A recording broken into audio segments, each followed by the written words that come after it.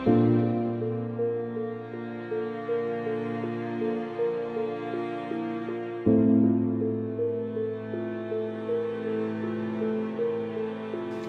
penghayat itu adalah satu kepercayaan yang ada di Nusantara. Di saat nenek moyang kita itu belum mengerti bagaimana cara untuk bersujud. Jadi kalau misalkan dikatakan penghayat itu apa sih? Penghayat adalah satu cara untuk kita bersujud kepada Tuhan yang Maha Kuasa dari nenek moyang kita sebelum adanya agama itu masuk ke Indonesia. Terus kalau misalkan apa sih bedanya dengan penghayat dengan kejawen ataupun penghayat dengan Sunda Wiwitan? Itu hanya tata caranya, karena mungkin pada saat yang lampau ketika penghayat itu berada di Jawa, mereka mempelajari berdoa kepada Tuhan yang Maha Kuasa itu dengan tata cara Jawa. Begitupun sebaliknya, ketika orang itu berada di tanah Sunda, mereka akan mempelajari dengan adat Sunda, muncullah Sunda Wiwitan. Jadi di sini adalah Padepokan Wulan Tumanggal namanya. Masyarakat bilang itu padepokannya Perguruan Trijaya. Kenapa kok Padepokan Perguruan Trijaya? Jadi Padepokan Wulan Tumanggal ini sejarahnya memang dibuat dan dikembangkan dulu oleh pendiri dan pembina pertama Perguruan Trijaya, yaitu Romo Resi Kanjeng Pangeran Aryo Suraningrat. Sebagai padepokan pada umumnya tempat untuk melakukan pendidikan bagi para putra atau murid yang murid Perguruan Trijaya, sebutannya adalah putra.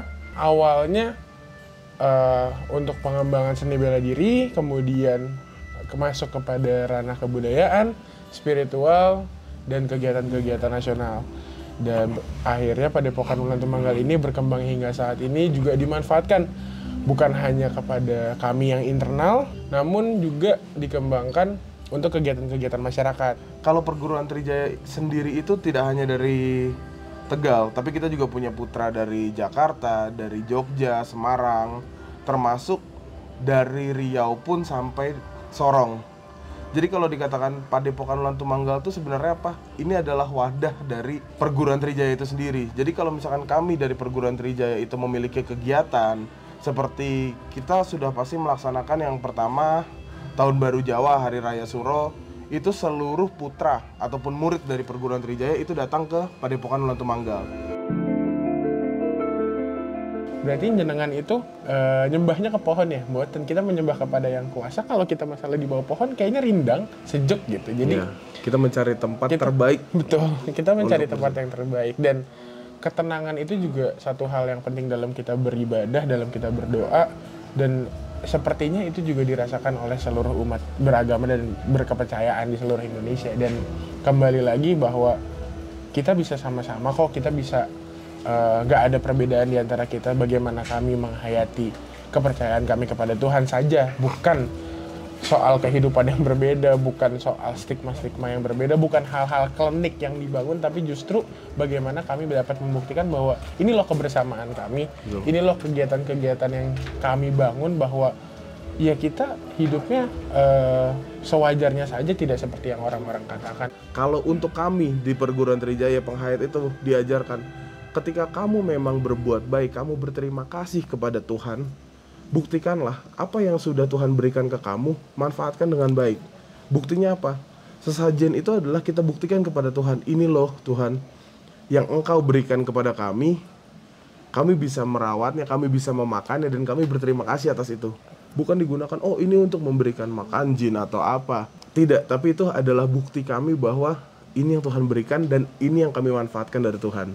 Bagaimana kami menunjukkan bahwa tidak seperti itu kok, bahwa kita hidupnya layak, bahwa kami hidupnya waras, normal, dan wajar. Dan kami juga bisa bersama-sama untuk apakah itu bekerja, apakah itu berpendidikan, sama, gak ada yang berbeda.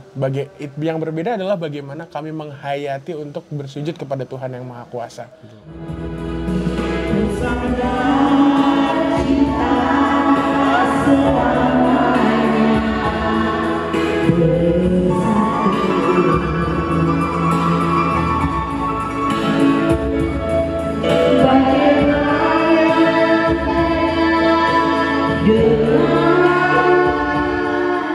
Kami benar-benar berterima kasih kepada Ibu Sinta, terutama kenapa?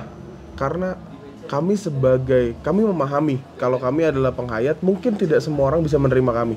Tapi bukti nyata Ibu Sinta mau datang ke sini, mau sahur bersama kami. Walaupun mungkin kami penghayat tidak melaksanakan, tapi kami benar-benar merasa dihargai sebagai penghayat dan sebagai pelaku budaya.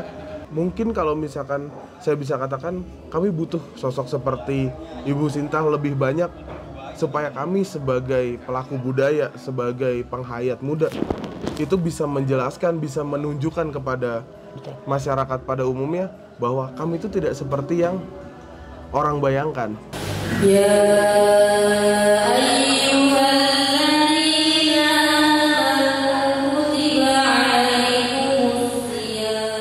Kami merasa dihargai bukan hanya kami secara personal, tapi justru teman-teman dan saudara-saudara kami yang lain, bahwa tokoh sebesar Ibu Sinta pun dapat bersama kami untuk melaksanakan apa yang kita anggap sebagai hal yang baik untuk dilakukan. Artinya puasa itu bukan hanya untuk umat muslim, tapi justru ini juga waktu baik buat kami melaksanakan kebaikan lainnya. Jadi kita sama-sama menyebarkan apa yang menjadi kebaikan untuk sesama, bukan hanya sebagai bentuk kepercayaan kita kepada Tuhan, tapi justru juga bentuk rasa kemanusiaan kepada sesama kita yang lain. Jadi saling pengertian, saling membangun harmonisasi, dan itu juga bisa kami ambil hikmahnya sebagai bentuk bagaimana ke depannya ini kita bisa berjalan bersama gitu.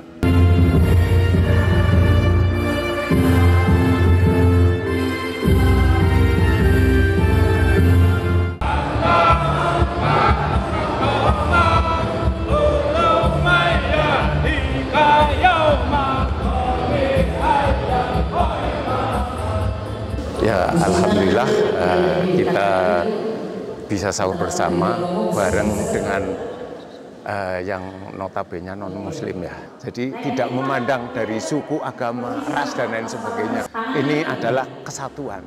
Pada dasarnya kita adalah satu. Yang jelas satu Tuhan.